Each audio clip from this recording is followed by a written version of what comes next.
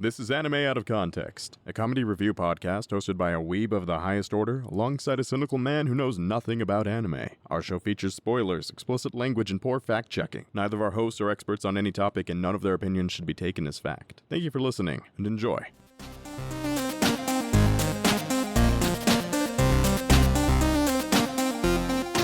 Hello and welcome to Anime Out of Context, the show where I attempt to explain the sometimes weird, sometimes wonderful, but always hilarious world of anime. And I've been to hell and back, and as I stare down the face of Beelzebub, the Lord of Flies himself, he gives me a cryptic warning, going deep, going into my ear, and telling me, the weebs are gonna get you. I'm Sean Rollins. I'm Remington Chase. Remington, it's that time of year again. It's finally Halloween. It's the time to get nice and oopy spoopy. This is, if I'm correct, this is both of our favorite holidays, Sean. It is. I mean, there are people out there who love, Thanksgiving, where you can eat all you want. There are people who love Valentine's Day, where it's all about romance. I'm Irish, so obviously St. Patrick's Day is a pretty fun holiday. But nothing is better than the spooky season of Halloween, and Christmas can go fuck itself for all I care.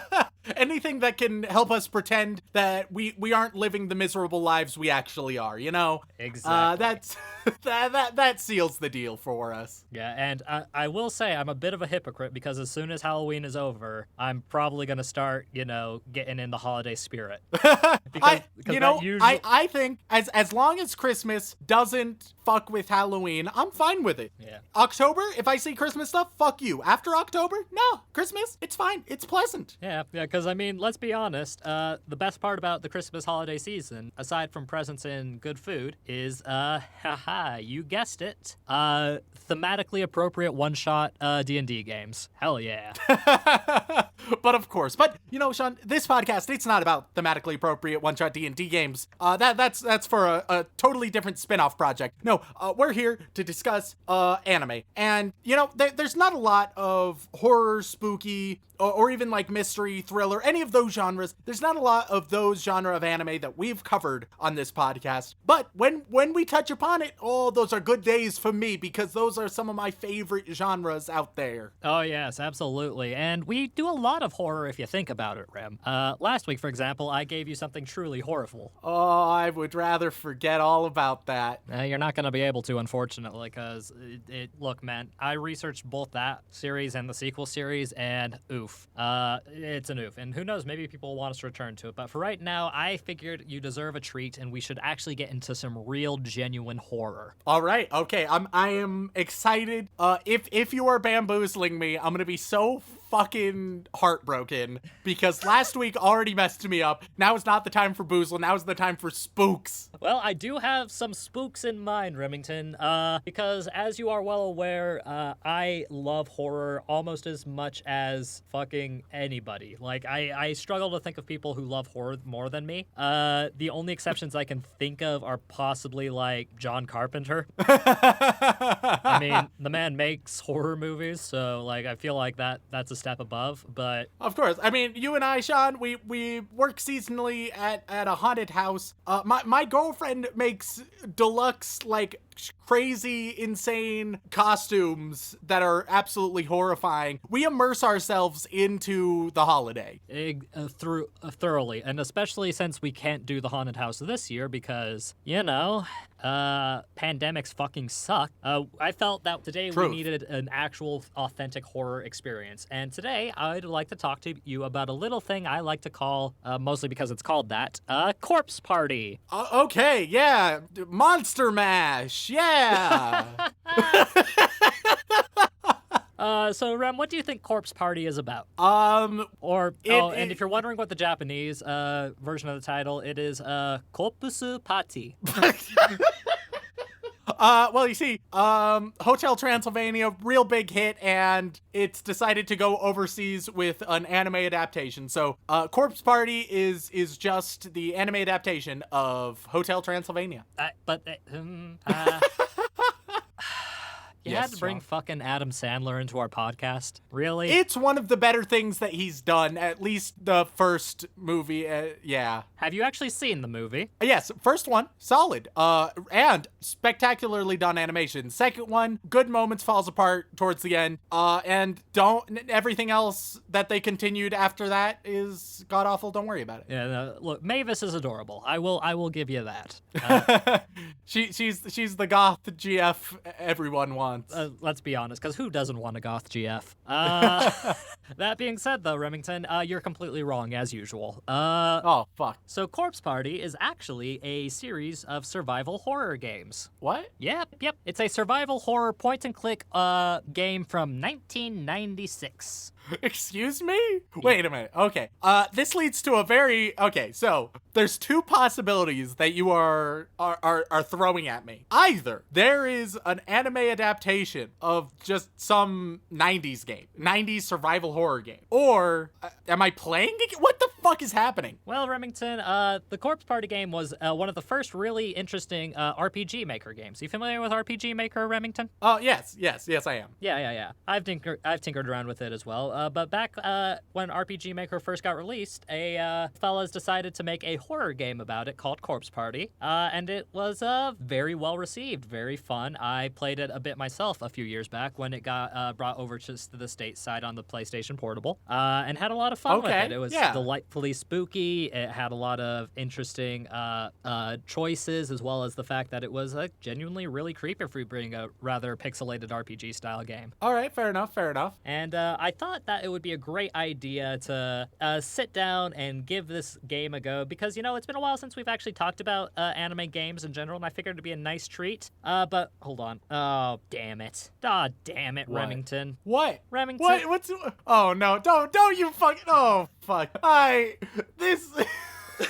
I don't like this. I don't like where this shit's going. Remington, I wanted to play this game with you. I thought it'd be really fun. It was one of my favorite RPG Maker games back in the day. I fucking hate you. And I especially thought it would be fun since there wasn't like an anime adaptation, so I could get away with it. But I just looked it up, Rem. Bastard. Smug ass piece of garbage. Turns out there is an anime adaptation. Oh, is there? Oh, Yeah. What It's a 4-episode OVA, so... What the fuck? God Yeah. damn it, no! Yeah, beans. Dang. Gosh diddly dang. I thought that we were gonna have finally break into anime video games with this episode, but if there's an anime adaptation, I don't have much choice. I think we might have to dive into it.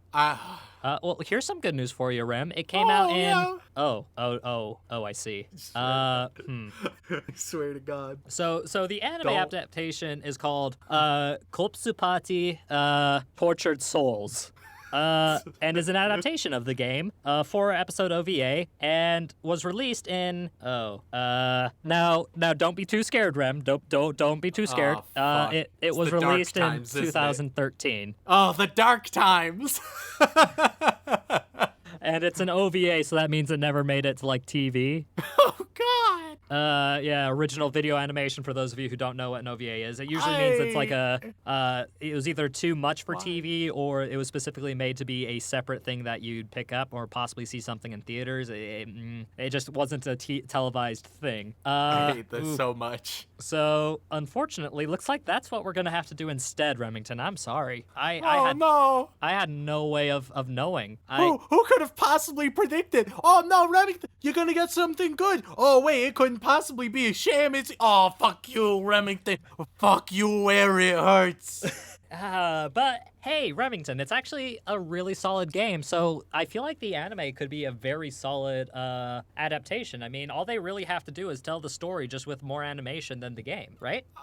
Theoretically, Sean. However, I know I've seen my fair share of adaptation, right? You'd think, for example, if you're making a movie of a beloved franchise about some magical monks, right? That maybe all you need to do, get the source material, be true to it, and you got a slam dunk. But then you change his name to fucking Ong, and you remove all the comedy and joy to it, and you just turn it into a generally shitty ugly piece of garbage. Oh yeah, what do you know? We got an adaptation. It doesn't matter. Adaptations are I don't trust them, Sean. I don't trust them. Oh, I cannot believe that you brought that evil into our podcast. Don't blame me I for would rather bringing the watch evil into the Handshaker than podcast. watch what you just described. I don't know if I agree with that. It's pretty close. But don't blame me for bringing the evil into the podcast. Blame Mr. Shyamalan himself for bringing that evil into the world, okay? I mean, there's a reason I don't go see any of his films anymore, after all. I mean, like, once you realize that the fucking Signs is okay and weird at best, then you start to realize, hey, wait a minute. Shyamalan is doing the same thing over and over again. What's this? He has a superhero trilogy now? Why? I don't know. Fuck. Yeah. Well, I suppose I should at least describe what we're getting into, because all you really know about it is that it's an adaptation and it's called Kopsupati. Yeah, sure. Let's hear it, Sean. I'm sure it's fucking fantastic. It's actually a very interesting premise. So it's about these 9 students who gather in their high school at night to bid farewell to one of their friends who is going to be moving away the next day. Why is it at night? Well, can you have a horror game or show set in the daytime, Remington? Don't be fucking ridiculous. What the fuck is wrong with you? Oh, I'll admit, as much as I love horror, it shares some flaws with anime in its reliance to tropes as well as motivations that are created by the genre rather than by characters or relationships. Okay, but there is actually a reason they're in the high school at night. It's because they wanted to spend as much time together as possible, as well as do a little traditional ceremony to try and remain friends forever, you know, symbolically and whatnot. Oh, okay, sure.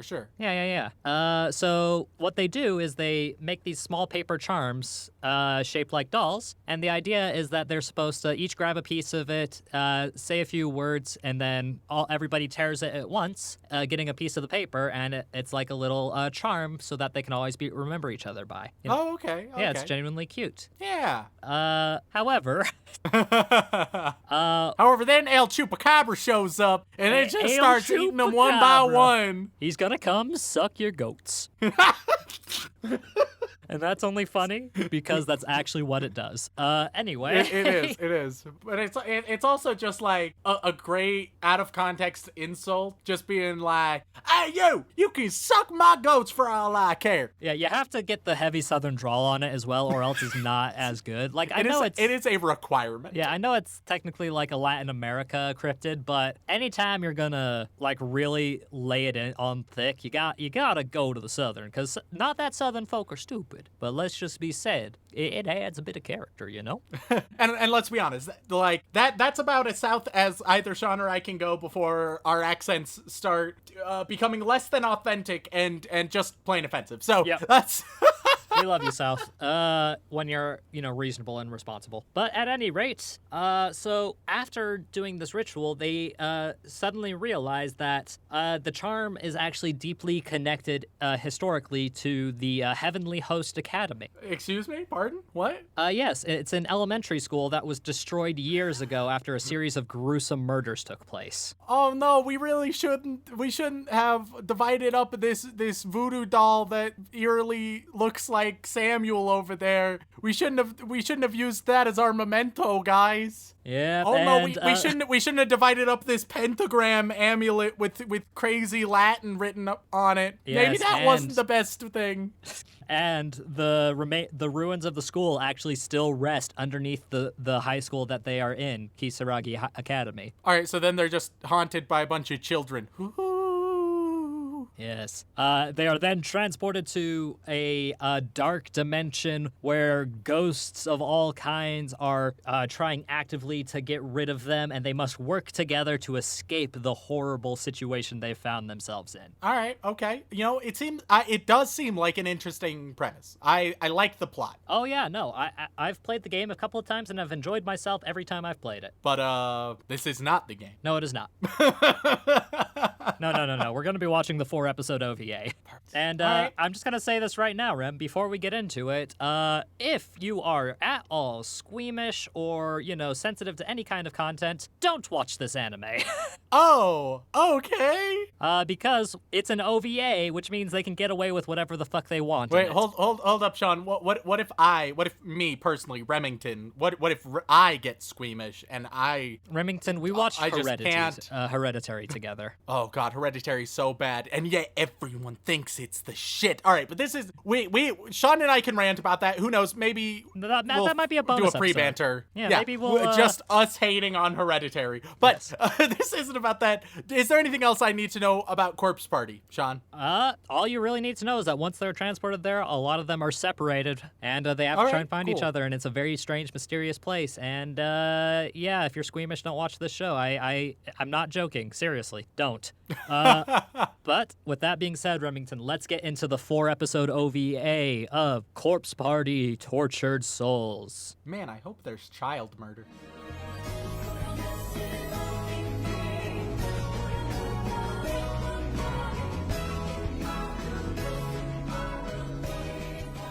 Ladies and gentlemen, we are back after consuming all 4 episodes of Corpse Party: Tortured Souls. And Remington, did I tell you the truth? Did I tell you that we were gonna do a horror anime? I mean, this is a horror anime. If anything, this might be the most horror anime of anything we've covered ever. I don't know, I feel like Promised Neverland is pretty horror. I think Promised Neverland is quite horror, but it has a lot of other stuff going on, right?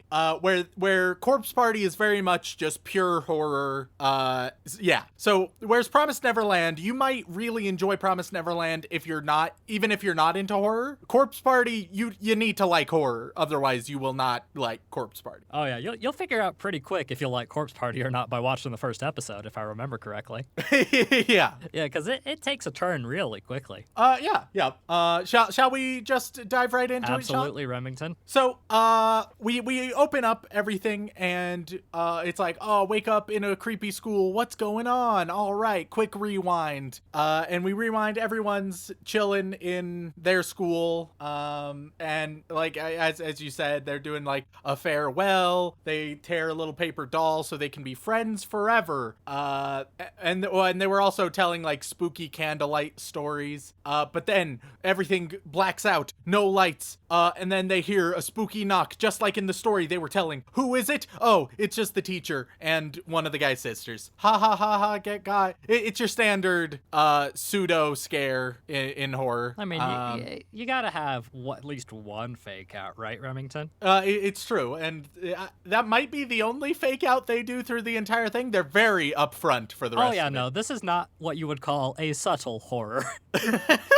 Definitely not.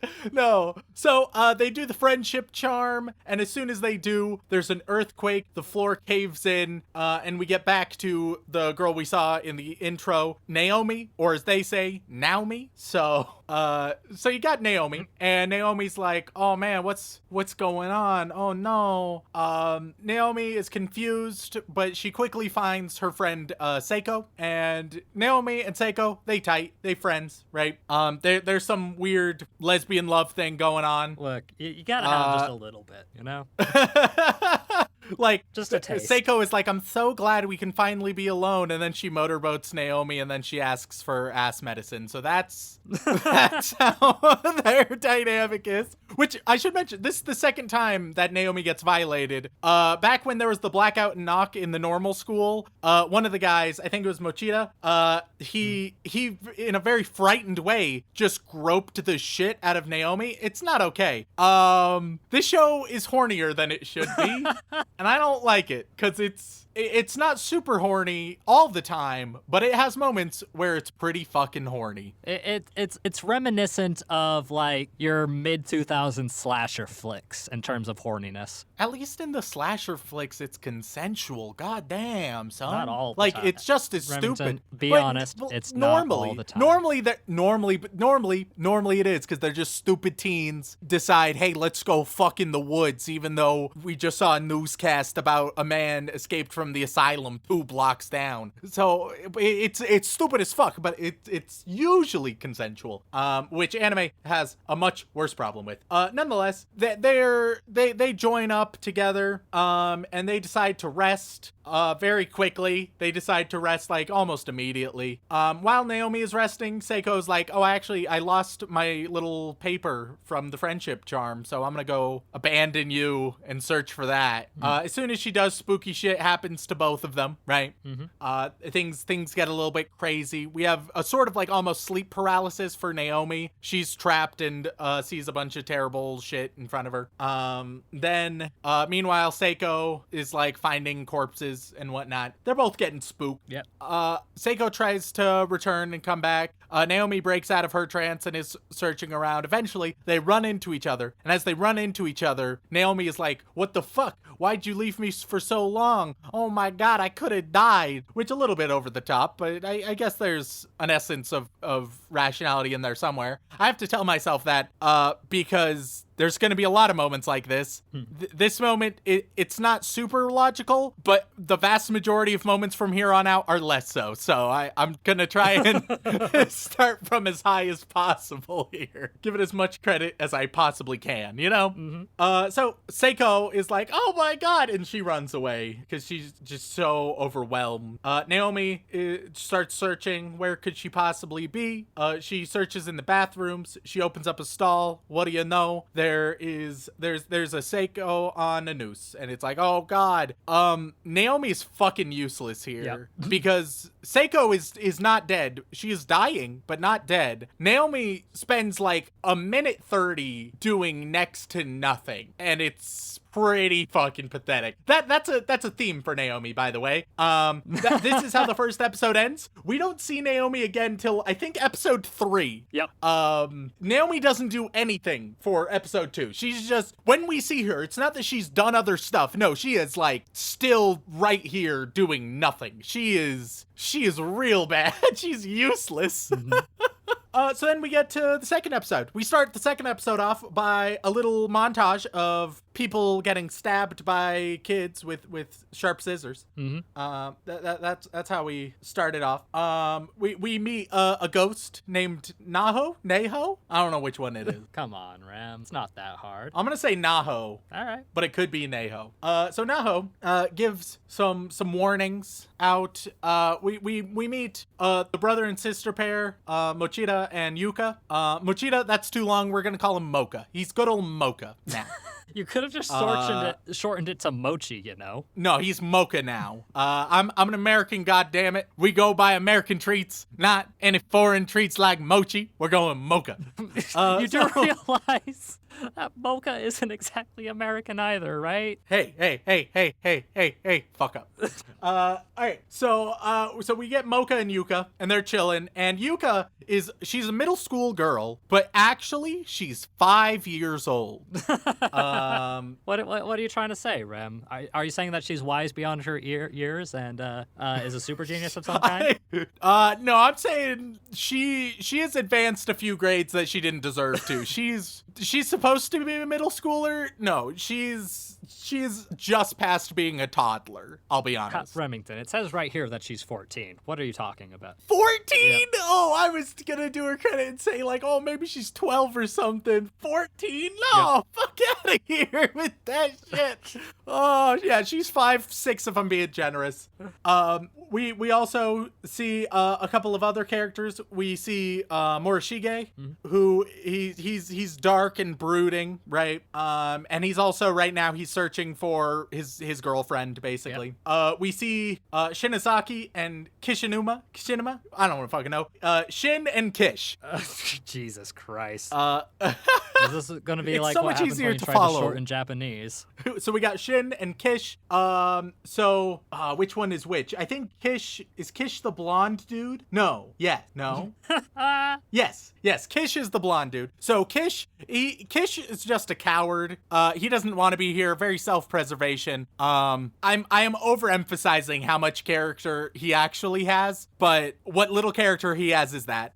Meanwhile, Shin, her thing is that like she's scared too, but she's gonna still push forward. And so that's their characters.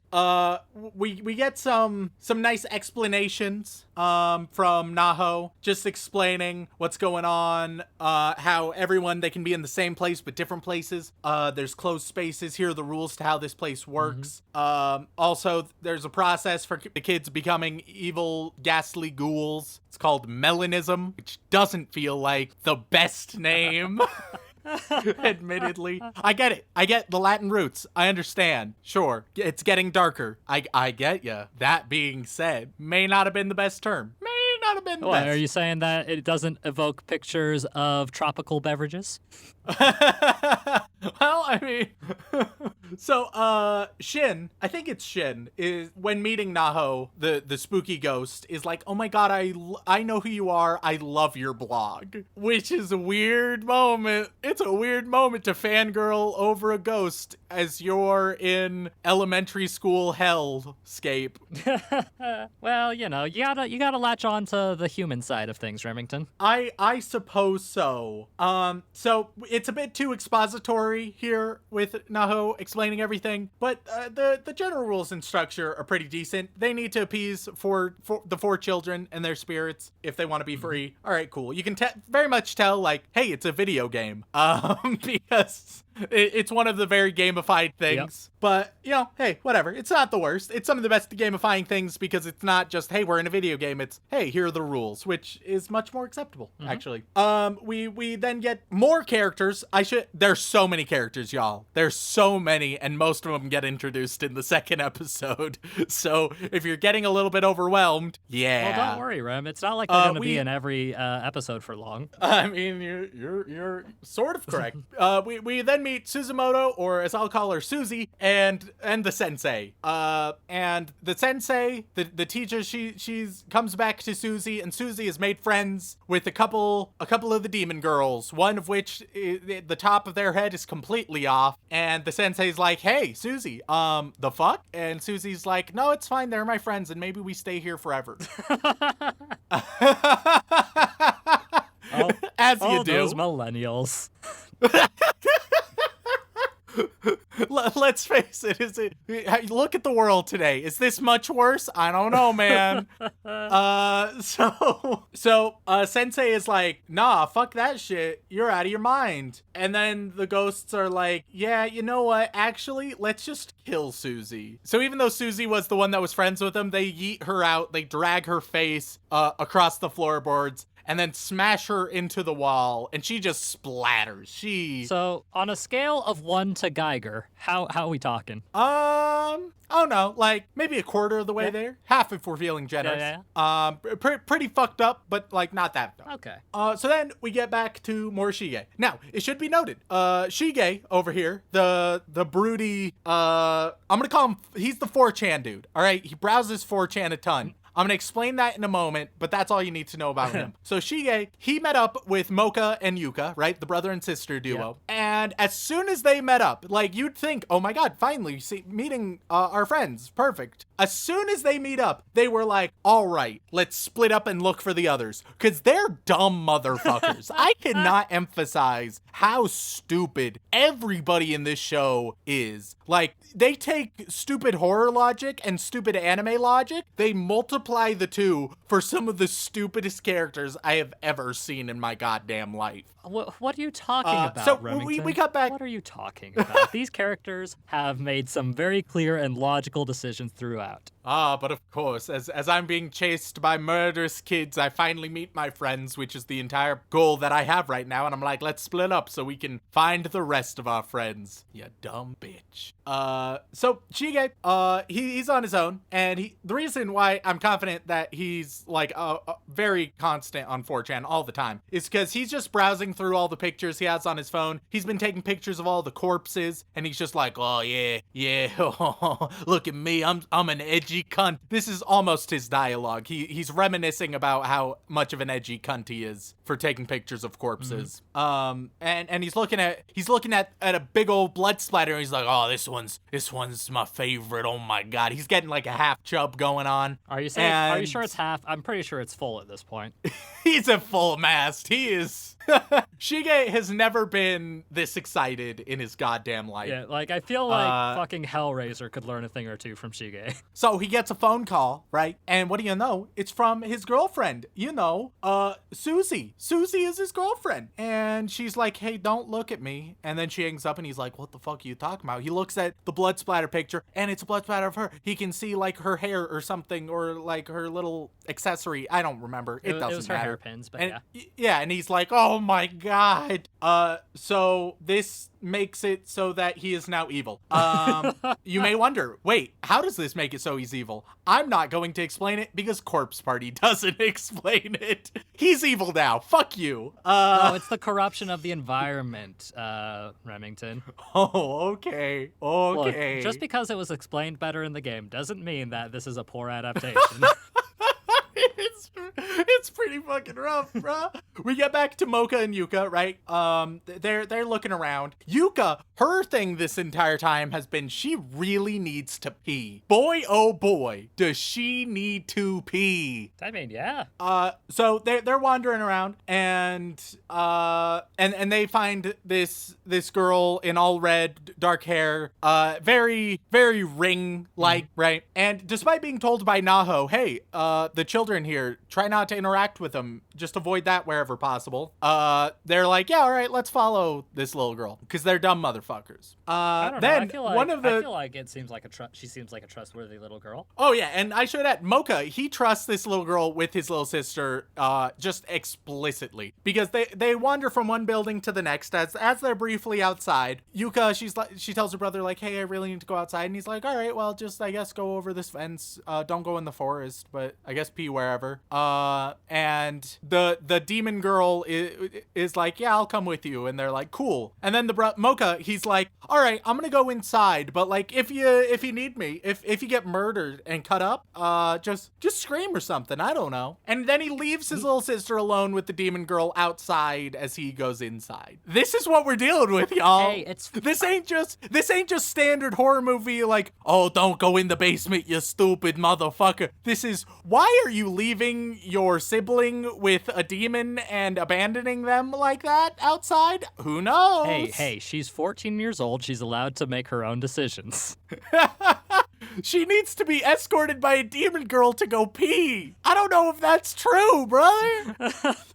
Look, man, when you gotta go, you gotta go. So, a demon comes after Yuka, and she screams, but what do you know? Mocha, he can't open the door to get back outside because this place is fucked. You should have known, you dumb motherfucker.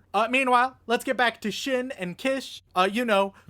Cowardly blonde and girl who says she's scared but pushes through anyway. You may think these are not great descriptions, Remington. I know, it's the best I'm working with, y'all.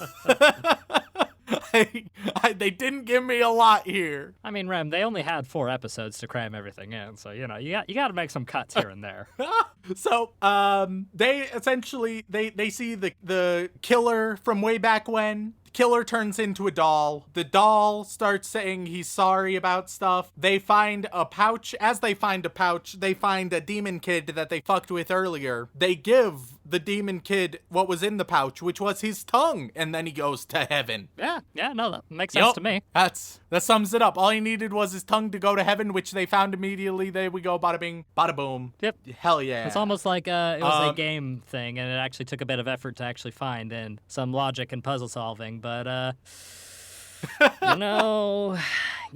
sometimes you just gotta find the thing you need, and obviously tongue equals heaven. Yep. And so then we just have a very abrupt cut. So they need to do this for 3 other kids. They've done it for 1. There's a total of 4. 3 left. We do a quick cut, and no, they fixed the other 2 kids too. Wait, so did they find their tongues, or? Sure, why not? Was it tongues? I don't know. Oh man, I don't know if it specifies. I feel like I'm missing some crucial information here. No, they found whatever they needed. needed to find. They saved 2 kids. We don't even get to see like a montage or anything. It's just like it's just like a jump cut. And then we're told, hey, we're 3/4 of the way there. Awesome. The only one left is Sachiko. And what do you know? She's the demon girl. Huh. Weird. I mean, she's called Sachiko. I feel like that could have been your indication there. So, once again, we're still in episode 2, y'all. It's been a jam-packed episode. First one had a little bit of pacing. Second one, rush right fucking through. Steamroll through this bitch. So we meet back, Yuka, the little sister, right? She's all alone. She's like, oh God, what's going on? I'm sad and alone and I need to pee. But then Shige, 4chan, he shows up and he's evil now. So he's like, I'm gonna fucking kill you, little girl. Fuck you. And it's like, oh, okay. I guess this is happening. So she runs, she tries and hides. As she's hiding, this stranger named Yuya, he shows up and he's like, hey, you looking for your brother? I'm looking for my sister. I'll protect you. He kills Shige. And then after killing Shige, he's like, but now I am the evil one. So what a twist. you are my sister and I am probably gonna kill you. Now I should know the last 3 events I just stated happened in like 3 minutes. So that's sort of what we're dealing with here. It's once again definitely combining anime logic and horror movie logic, and it's not great. That being said, I've since I've talked about like the plot points, I should add the atmosphere and the actual like spooky moments, really cool, real neat spooky moment. The actual horror of this, it's working. I'm driving with it. It's neat. It's cool. It's atmospheric as all hell. I dig it. Yeah, it's like the thing that they actually succeeded with when they made the game. Yeah, that is like the one thing they do. I'll lay my cards out on the table. They do really well with the atmosphere and the spooky bullshit. I think they fuck up everything else. Characters, oh, fucking terrible. Then you have relationships, god awful. Pacing, terrible. It's a little rough at times, but the spooky bullshit is real cool. So, episode 3. We open up episode 3 with Naomi. Remember her? She's getting a phone call, and it's from her mom, but her mom can't hear her. Oh no. Then there's an earthquake. Don't worry about the earthquake. It's irrelevant. It looks like it's gonna be like the start of the episode, and like you see a few characters sort of stumble, and you're like, oh, what's happening? Nothing. Don't worry. Fuck it. It's okay. It happens in the game. You don't need to worry about it. It's literally irrelevant for anything. I don't think they talk about it again. They don't. Oh, God. All right, Mocha, the brother, he finds a tape. Cool. Don't worry about that for now. He'll play it later, not right now. Yuya, the guy chasing Yuka, the sister, who's claimed her as his sister now, he gets axed by the killer dude. Okay. Yeah. Sure. Awesome. Yeah. No, weren't you excited by all the dramatic tension and buildup that happened last time we interacted with that pair? Literally, it was like, all right, she gets chasing Yuka. Oh, man, he's gonna kill her. Oh, but now there's a dude named Yuya here. Oh, he killed Shige. He's gonna protect her. Oh, wait, no, but now he's evil. Oh, but now the killer, he killed Yuya. Oh, okay. Yep. What? Yep. Oh, God, it's so poorly done, dude. Look, man, adaptations are hard, Remington. You need to cut out just the smallest little things that aren't as important, and that way you can combine everything into as little content as possible. You got to condense these things. Yep. So, Mocha, the brother, he's talking. He like teleports at some point. It doesn't matter. He at one point, I can't remember if he's talking to like the little girl or Naho or something. But he's like, I don't even know why we're here. And she's like, yeah, you remember the ritual y'all did, and you had to say a certain phrase 9 times? I don't know. Maybe one of you guys only said it 8 or like 10. So now you're cursed here. It's It's like if you look in the mirror, you need to say Bloody Mary, Bloody Mary, Bloody Mary. If you say it one more time, she actually kills you. Or if you say it twice, boom, you're in literal hell. Sorry, bud. Or if we you say got it a fourth rules time, here. you just get a Bloody Mary, and it's a nice, delicious drink. Yeah, there's who knows what can happen. Curses are complex, and then, man. They don't have a whole lot of defined rules. You gotta be very careful when you're dealing with, spells and curses and the like. It's complex. Don't worry about it, Rem. Don't worry about it. It's explained in the game. It's fine. But of course. So then we get Shin and Kish. They are transported back to the normal school. Awesome. They're free. They got saved by a girl. One of the girls they saved. Sure. Okay. They can do that now. And she's like, all right, well, your friends are fucked though. And Shin, she's like, well, we have to save them. And Kish is like, the only reason you want to save them is because you want to fuck Mocha. And she's like, what the fuck are you talking about? Like, Kish goes full-blown nice guy. He's like, we're gonna die if we go in there. Plus, the only reason you want to go back is so that you can save him, hop on his dick. What's wrong with my dick? Why don't you want to hop on mine? Let's be honest, Remington. Kish is bad. Let's be honest, Rem. If you were lost in a hellish nightmare school dimension, the main reason I would go back for you is for that bodacious booty. So... Well, yeah. But if like Dylan was like, no, we can't go back. You have me. Who cares about that bodacious booty when you have this one? Like, that would be a bit of a dick move. Especially since though Dylan, not a bad posterior. It's just not as full bodied as yours, man. Oh God. All right, moving on from my supple ass. It's just got that nice bit of firmness to it that just bounce a quarter off of it. So the little girl is like, hey, so I can like show you how everything went down. And Shin is like, yeah, all right. So she gets the memories infused within her, and she sees that the killer of these children, it wasn't the weird teacher or whatever. No, it was that demon girl the whole time, which I don't think I mentioned it. I had that written down, I think at the end of episode 2 or at the start of this episode, that the little girl was the real killer, not axe murder teacher, whatever the fuck. It's not the most surprising of twists, but hey, sure, why not? It works. Yeah, it works even better in the game. You might be surprised to hear. I am not at all surprised. I am 0% like surprised. You can still see it coming, but it's like there was a bit more, I don't know, build up. So Shin is like, we have to go back, and Kish is like, bitch, you can. So Shin, she gets transported back. As she gets transported back, we get to see a panty shot. We've seen quite a few panty shots at this stage because this show is weirdly horny. But she gets back, and now there's some intensity going on. Mocha and Naomi, they meet up together. Cool. Yuka and the big killer, he's like chasing her down now after basically saving her. It's weird. Don't worry about it. They catch Yuka, the little sister. They're tying her up. They're gonna torture her and kill her. They fuck her up more than I was anticipating here. Because the pacing, it feels like her brother and Naomi, or like Shin, is that one of them are gonna save her right in time. Not quite. No. Her eye gets scissored out. They stab her in the chest. Very brutal, very gruesome, very intense. Which, hey, child murder. I'm all for. But then you have what's the first one to show up? I think it was just you think it might be her brother and Naomi or Shin. No, it's Kish, the coward. He showed up because his whole character arc is, I'm a coward, but now I'm here. It doesn't have a lot of build. It's a one-step arc.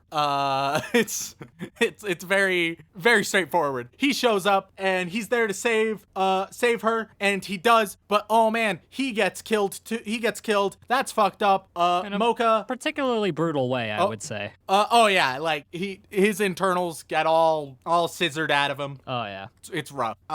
So then Mocha, Naomi, Shin, they all bring Yuka outside. Bad news. Kish, you fucked up. Yuka's still dead. So sad trombone for for Yuka and Kish, they get fucking yeeted. And that's episode 3. Final episode, episode 4. Here we fucking go, y'all. They finally play that tape that I mentioned at the beginning of episode 3. That one. They're playing it now. Yeah, I don't know. It's the tape, as with almost everything, there's just a lot of exposition in this show. They do not feel confident in their audience's ability to put pieces together at all. So anytime there's more information, they just feel the need to be like, hey, so here's what's going on. Here's what you need to know. Here's no ambiguity, no subtlety. Just here's everything, by the way. It's almost like Remington. Now, this might sound familiar to you. If they were to, I don't know, compile all of the lore and interesting things in notes and journals to find throughout the mystery and the experience. Almost game-like, you might say. And rather than doing anything similar to that or converting it into actual exposition, they just kind of shovel it down your throat at the very end. Yep. Oh, wait, I might have been mixing up Shin and Kish this whole time. I don't know, brother. Who Kishinuma is the blonde bad boy type. No, okay, so I have been doing it properly. Yep. Cool. So, they decide to separate with Shin. So now it's Mocha and Naomi, and then Shin is off doing her own thing. She goes to, like, talk to the ghost blogger. They're searching. They find a spooky diary. And they're like, oh, man, this spooky diary, it has a progress lock on it where it just has a page that you can't turn to until you reach a sufficient amount of progress. Very gamified moment there. We learn about Sachiko's mom, Little Demon Girl's mom, and, like, the principal. Oh, man. We get forced scissor memories is how I'm going to describe it. I think I've seen that video. It's essentially like, here's some scissors. Oh God, I have all the memories now. So the sensei is surprisingly alive. Last time we saw her, I don't know if I mentioned it, it was a pretty brief moment. After Sensei saw Suzy get fucking yeeted into a wall, the sensei then looked like she got axed by the big killer. No, she's fine. I don't remember if they say how, but she's fine now. I honestly can't remember off the top of my head either. She's just, I think it was like she got wounded or like some bookcase fell on her or something, and she... It's like she's presumed dead because she got by the killer, but no, she's fine. Yeah. I mean, it was... How many times can I say the same phrase before people want to punch me in the face? That's the real question. A great question. They already want to punch us in the face. Nonetheless, Sensei, she meets up with Shin and then immediately gets decapitated. So it's like, wow, she's actually alive. Oh, okay, she's not. That's... Man, I bet the feeling of hope you got when you saw her reappear in the story was so elating, only to have it taken away from you. She was so important in that literally one scene before she then presumably died, and then she shows up for like another scene and within 10 seconds is dead again. What a character. What a character. Naomi and Mocha, they go to, every elementary school has one. They go to the torture dungeon of the school. Yeah.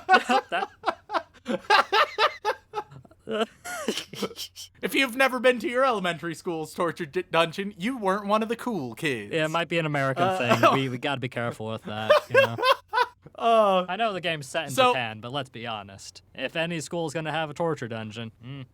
So Demon Girl shows up and Mocha and Naomi, they hide under a bed or something. I don't give a shit. They hide, but then I think we see the dead body of Seiko again. Remember? The erotic lesbian who needed some ass medicine. Yep. That one. So Naomi, after seeing Seiko's dead body being dragged, immediately like runs away from her hiding spot and is like, Seiko, oh my God, and starts screaming when they're supposed to be hiding. Mocha starts pursuing and is like, Naomi, because they're all dumb motherfuckers. They're all... Here's... Sean? Yep. Sean. Yep, I'm Sean. I want to be clear. If we're ever in a situation, right, where, say I'm Mocha, you're Naomi, right? We see Dylan getting dragged, and then you start screaming from our hiding place, Dylan, and you start running after, I'm leaving you to die.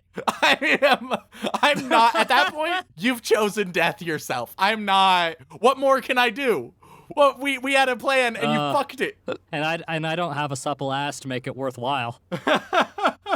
So, Naomi, she disappears. She ends up watching a tape of her being the one to hang Seiko, and the darkness is trying to consume her. Meanwhile, Shin, Mocha, they meet up together along with the good little girl, the one who helped Shin initially. Mocha is immediately like, a strange ghost little girl? Sure, I trust this one, even though they don't explain why Mocha should, like, Shin should trust that little girl. The little girl helped try and save her. Mocha has no reason to trust this random little girl. They don't try to explain it. Oh well. They're like, all right, cool. They get explained that like Naomi's in trouble, and they're like, ah, fuck, not surprising. And then they confront Demon Girl. All right, here's the moment, confronting Demon Girl. Meanwhile, let's check in on Naomi real quick. How's she doing? Oh man, she's getting fucked up by the demonic influences. Don't worry, she gets a text from the dead Seiko that's just like, you're great, you're my friend, you're my buddy old pal. And so she gets a billion texts from the dead ghost Seiko, and that saves her. Okay, cool, awesome, all right. Back to Demon Girl. Demon Girl, she's getting ready to murder Mocha and Shin. She has the scissors. She's ready to start stabby, choppy. But then they're like, hey, listen, remember like your mom? We know that like you and your mom were the victims here actually. So like it's gonna be okay. And Demon Girl is like, yeah, because evidently the principal accidentally killed Demon Girl's mom. Demon Girl saw it, so he had to kill Demon Girl, and then the ghost of Demon Girl tried to kill more. That's more or less how it goes. So the Demon Girl is like, yeah, we were the first victims. All right, we're cool now. And so they're cool now. So then Mocha, Shin, and Naomi, they're like, all right, so what we need to do the charm, but in reverse now to get back. And so like we all got our papers, and it's like, well, Naomi, I think it's Naomi. Naomi's a dumb bitch, so she doesn't or something. And so Mocha's like, here, have mine. I have Yuka's. But here's the thing. It's not Yuka's. It was Yuya's, I think, if I'm gathering that correctly. It's very poorly explained, but I think that's what it is. I mean, kind of. Essentially, you don't need your own paper, but you need someone from your own schools. You can't just have someone from someone else's school for reasons. Their whole explanation of this is like, I don't know, make sure it's from someone from our school, so you don't want to grab just anybody else's. Who knows what'll happen then. But we figure out what happens then, because they do the ritual, and then Naomi and Shin, they return, and they're holding the separated arms of Mocha, and Mocha's not there. Oh no! It's a bit of a dumb way to, it's shock value for shock value's sake, more or less. Poorly executed shock value at that. Yeah. We get a little bit of an epilogue where Naomi has like gone crazy and really misses Seiko, I think was the deal with that. And that's the show. And wasn't it just wonderful, Remington? So here's the thing, Yep. Sean. Corpse Party Yep. is a bad show. I think maybe if you had given it like 2 more episodes, it could have done it. Because I've become a believer over the past couple years that like a limited series is one of the best storytelling mediums. You can tell an ongoing story, but you don't feel the need to go on forever. So you're actually able to make progress in every episode and finish your narratives, which is so nice. And we sort of have that here, but it was definitely rushed in a lot of ways. And another episode or 2 would have fixed a lot of those pacing problems. What it wouldn't have fixed, the characters are awful. Really, really bad. They're all dumb as bricks, not very fleshed out at all, not very interesting. Especially when you have so many characters, you need to flesh them out quick, make them interesting quick. The Corpse Party didn't do that at all. With all that being said, Sean, Yeah. I think I'm so starved for horror on this podcast. I still enjoyed it. I still give it a thumbs up. I would still, if you like spooky stuff, give Corpse Party a watch. Is it good? Nah. Is it fun? Yeah. Especially if you like watching gruesome scenes of guts, gore, child murder, and suicide, because that's fun. Yeah, it's a nice fucked up, gruesome show. And if you're wanting to be in the spooky mood, you want a spooky anime, here's the one. Is it quality? No, not at all. Have you not been listening? No, it's really, really bad. But it has a really cool atmosphere and some of the spooky stuff stuff is pretty neat. And frankly, around Halloween time, that's all I need in a horror show. It's better if like it has quality. Oh God. By now, I think our bonus episode for patrons is up. Fuck Hereditary. If you want to learn more, go to our Patreon. Yeah.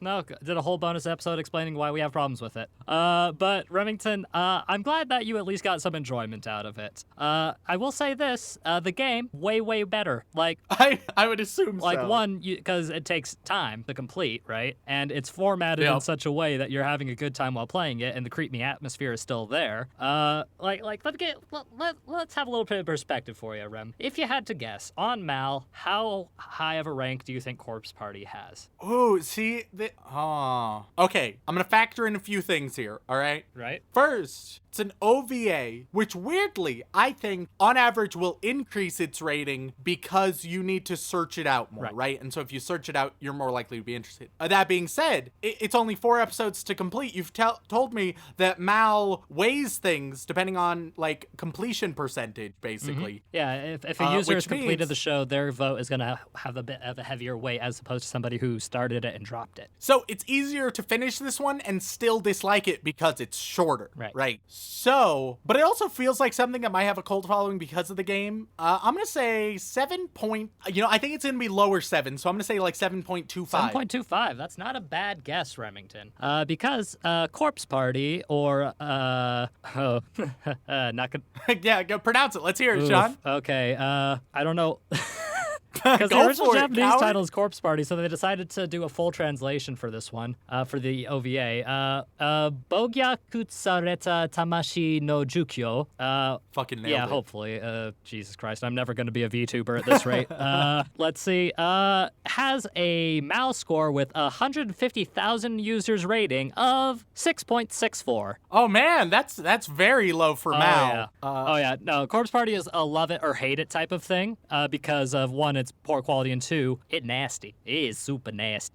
See, I think it's trash, but like I went in, the thing I cared about was the spooky factors, and they actually did well on that. So I still give it a thumbs up, though I also acknowledge it's real bad, y'all. Yeah. Whereas if you look at the game, on Metacritic, for the 3DS version at least, you've got a score of 77 from Metacritic and a user score of about 7.9 to 8.1. And on Steam, the user rating is like a 9 out of 10, mostly positive. So, I don't know, man. Maybe at some point you and I need to sit down and just do a playthrough of Corpse Party, see if it changes your opinions on a few things. I mean, a lot of stuff is going to be the same, obviously. But once you spend time with the characters, get to know them, and there's more than just, I need to pee, oh god, I'm an idiot, they're going to die, blah, blah, blah, blah, blah, you might actually get a bit more genuine enjoyment as opposed to spooky, ironic enjoyment. Yeah, that sounds about right. So I suppose with that being said, Remington, would you like to watch some more Corpse Party with me sometime, or at the very least, maybe play the game?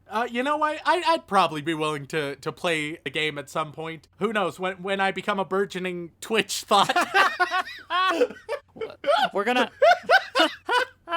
We're gonna have our own VTuber avatar. Remington is your waifu. Here we go. Yeah, you know about VTubers, Remington? Actually, save it. Save that thought. I'll save that thought. But for now, thank you all so much for tuning in. We really appreciate it. If you enjoyed our spookiness, then please leave a review on whatever platform you listen on, whether that be Apple Podcasts, Podbean, Stitcher, Spotify, or if you really want to help us grow, word of mouth is an excellent way to do it. And if you'd like to help us even more directly, as well as gain access to all kinds of lovely bonus content, including having the opportunity for our dear friend Remington to have a chance at horribly mispronouncing your name, then you can head on over to patreon.com/animeoutofcontext. And so, Remington, who are the lovely people that we're thanking this week? I would like to send our thanks out to our Bland Bitch protagonists as well as our magical girls. But above that, we reach the Yandere waifu who just stab our eyes out with all the scissors in the world. And on this list, we have Matthew B., Time Goes By, Reverse Gizmo, Juliana, Sojita Gunha, Snap Snips, Sarah Birch, Salty Pretzel, Sage Schiffner, Ross Palmer. Remington is not a man of culture, Foxen Boy. Remington, get ready because I will start using Cards Against Humanity to pick my name. Oh, it's just devolving. Remington Merrill. Ready to be Isekai'd. Remhub. Peter Jojo is God tier. Blasity. Old Man Rom. McBuckfoy. Kenneth Reed. Kazu Morocco. Joshua Valls. Jacob Livingston, Ichigo 015 Simp. I like AOT for the ecchi. I forgot to change my name for like a month, but it's Grant Fire type. H-Wood, Glenn Michael Dolan, Farmer Vote Weeb, Dodecafuck, Disco Doggo, Devin McCutcheon, Baka Monogatari is perfect Rem torture, Bad Bunny, Apostle of the Church of Remington, Andrew Rawicki, Alston Limerick, Alexander Nasiensenyo, Alex from the damp dark place handshakers crawled out of, and a damp dark place it is. Thank absolutely every single one of you, but we move on. The next tier, we're going across the pond. We're getting to Hogwarts. We're getting magical just as we are getting spooky. And you know what? Everyone on this tier, you all get to be a Harry Potter, a Daniel Radcliffe movie that I think suits you best. Oh dear. So we have Tevin Poole. Tevin, you are going to be a Swiss Army man. That was a weird one. So there you go. Rare, I'm gonna simp Hibike Euphonium until it's reviewed Kumiko. You may simp for that, but something else you're simping for is Guns Akimbo. Good old Guns Akimbo. I think the meme is more well known than the actual movie. Pilkster, the Symphogear advocate. Pilkster, you are getting horns. You're getting horns. Both the movie and maybe you'll grow some yourself, just like Daniel Radcliffe. It is the spooky season. It is the spooky season, you know. Miguel DeLeon? Miguel? You get Now You See Me 2. Not the first one. He isn't in the first one. He does show up in the second one. That's the one you get, Miguel. Mm-hmm. Matthew Robinson. Matthew, you get What If? I know nothing about that movie, Matthew. One sec. I'm gonna quickly read the description. What did I just give you, Matthew? A med school dropout who has experienced a series of spectacular relationship breakdowns decides to give up on love until he meets a woman who might be the one. Unfortunately, she already has a boyfriend. Okay. How tragic. I'm sorry, Matthew. Killer Queen Requiem. Killer Queen Requiem. You get Victor Frankenstein. All right. Another for the spooky season. Let's get nice and Frankenstein all the way up here. Katsudam, you're getting Harry Potter 3. You're getting Harry Potter Prisoner of Azkaban. Okay, I was like, dude, fun fact, you know Harry they have Potter names, 3, right?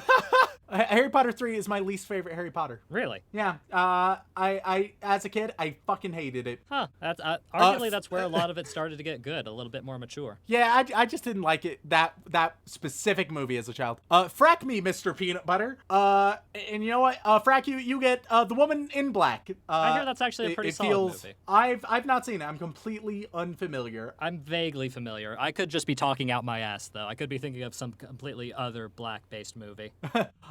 Enrique Perez Torres, you get that great Daniel Radcliffe hit, December Boys. Oh, Jesus Christ.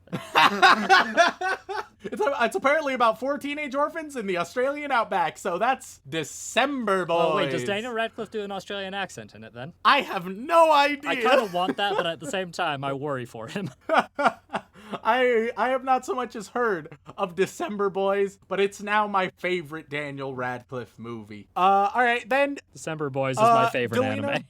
Delina Perez, you get Beast of Burden. That Daniel Radcliffe movie, it's about shipping cocaine across the border and smuggling it across. Wow, Danny Boy's really trying to distance himself from Harry Potter, isn't he? He's done some interesting things. Finally, Dedicated Sadist. Last but not least, how fittingly, you are getting Kill Your Darlings. Oh dear. You're a sadist, so you should have no problem doing so. It's a romance drama about a school. He has a love rival and someone dies. I don't fucking know, brother.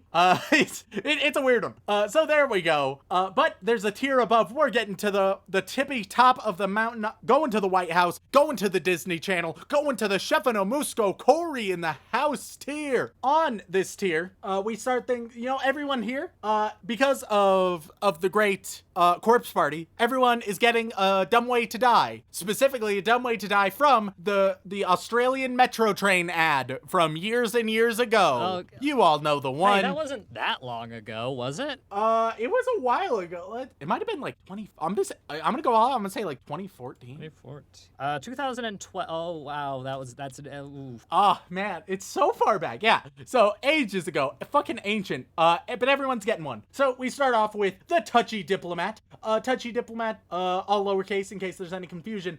You are getting, your head explodes after taking your helmet off in space. That's the way you die. Playing too much Touchy Among Us, I Diplomat. see. So, yeah, see, so there's a warning. Don't act sus. It's the worst thing you can do right now. Silicon Spectre, you disintegrated after sticking a fork in a toaster. So, strong electric current there. You got to be more careful. We have Zachary Shirley has a football team made out of golden retriever puppies. It's not in the rule book. That I can't. A bit tragic. You and your team. I feel very bad saying this. A lot of puppies are about to die here.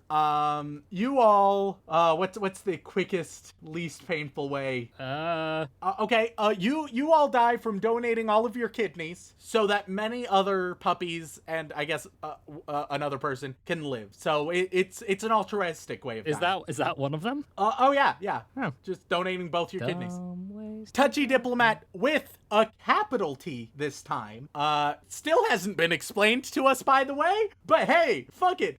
You get decapitated in a plane crash. Real fuck. Don't See, travel. that wouldn't happen if anytime you soon. only had the one, you know? It's true. The theocratic fascist for the Church of Remington, who is not problematic or murderous at all.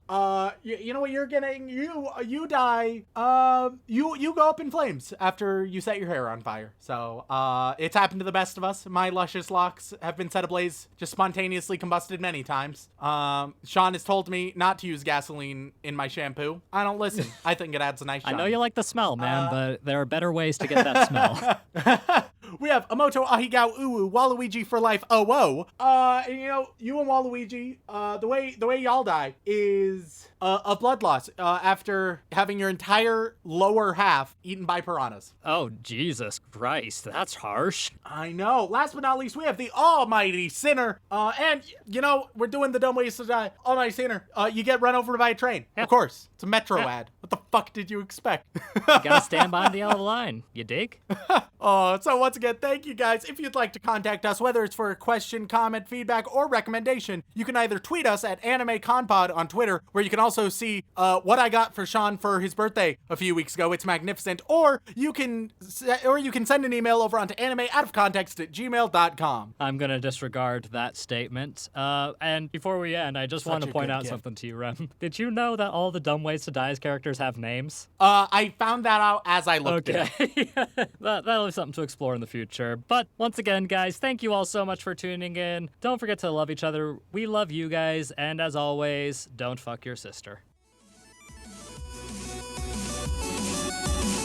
Because as you are well aware, I love horror almost as much as fucking horse pussy. Just gonna take a big bite of sandwich. Jeez. That's Oh, what it sounds fuck yeah. like when Sean is fucking a sandwich. All right. Maybe fucking it up, but those are two different things.